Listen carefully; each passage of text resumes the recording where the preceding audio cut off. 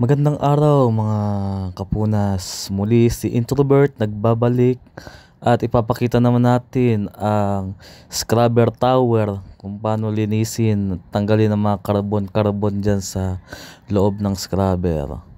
Ang scrubber nga pala ay isang device na ginagamit upang linisin ang usok at hindi siya mahaluan ng sulfur paglabas niya sa chimneya. Ang ginagamit na panglinis sa scrubber ay seawater na nag-i-spray dyan sa chimneya upang bumagsak ang mga sulfur at carbon at mapupunta siya overboard. Ang carbon ay safe naman sa environmental sa karagatan, mga kapunas. At sa video na ito ay papakita lang natin kung paano linisin. Sa susunod natin mga video ay papakita natin ang system ng scrubber o exhaust gas cleaning system. So yan na nga mga kapunas, ang ginagawa namin ay tinitiktik namin ng napakatigas na carbon. Kailangan talaga nakamas dyan kasi safety first. Ang hirap lang hapin yan mga kapunas. Talagang delikado sa iyong baga at sa iyong mata ay sobrang nakakapuwing niyan mga kapunas. Sobrang tigas niyan. At yan na nga mga kapunas, andyan na yung kasama namin na nag-a-assist sa labas. At inuunti-unti namin mga kapunas dahil sobrang dami talaga niyan na i-stack hanggang sa taas. Makikita nyo mga kapunas, ayan, ang kasama ko ay talagang nilalabas niya yung ulo niya kasi talagang ang hirap. Kahit nakamas ka na ay pumapasok pa din, kaya safety first talaga mga kapunas. Ayan, napuwing na siya sa mata mga kapunas. Lumabas na siya at yan, nagsasayaw-sayaw. Mga kapunas, talagang hindi mawawala talagang pagsayaw-sayaw sa camera. Lagyan natin ng konting saya dahil talagang sobrang hirap ng trabaho sa barko. Kahit anong butas ay pinapasok.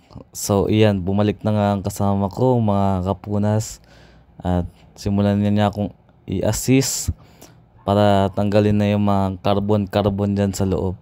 Talagang makikita nyo yung tipak, ang laki. Parang bato na tumigas na talaga. Ayan mga kapunas, pinaplastic na po niya. Pati yung mga uling-uling, talagang nakakapuwing talaga mga kapunas ang maglinis ng scrubber tower. At ayan, pangalawang plastic na, talagang winawalis na ng sobra. Talagang kumakalat siya sa loob kaya medyo mahirap talaga. Biglang lalabo yung salamin mo at medyo papasok ng konti sa yung mga mata.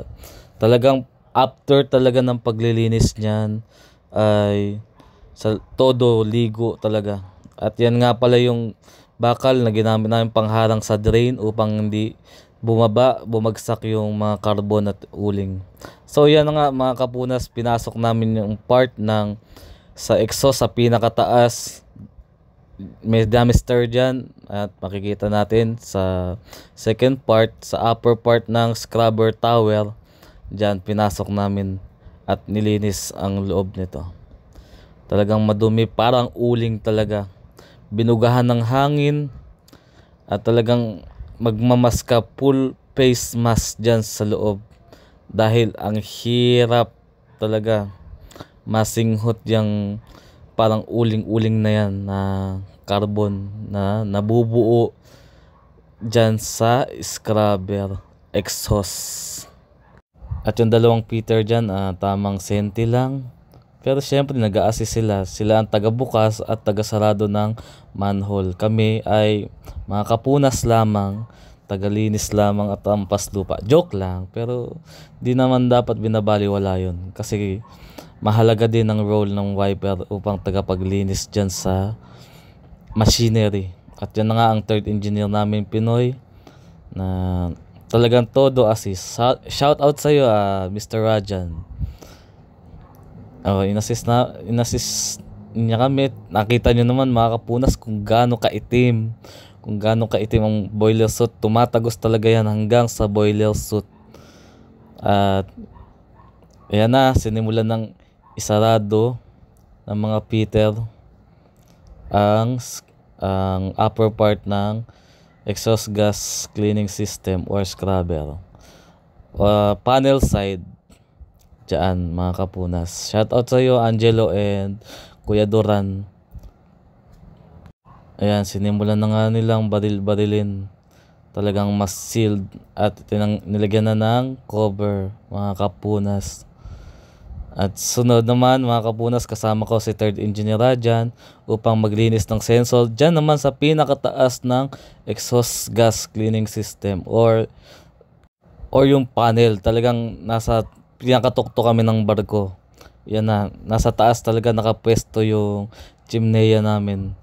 Ayan, nalinis na namin mga kapunas at nilagyan na namin ng insulation at lumipat naman kami sa kabila upang i-check kung okay pa yung sensor niya. At malinis pa naman mga kapunas. Maraming salamat. Yun lang. Paalam.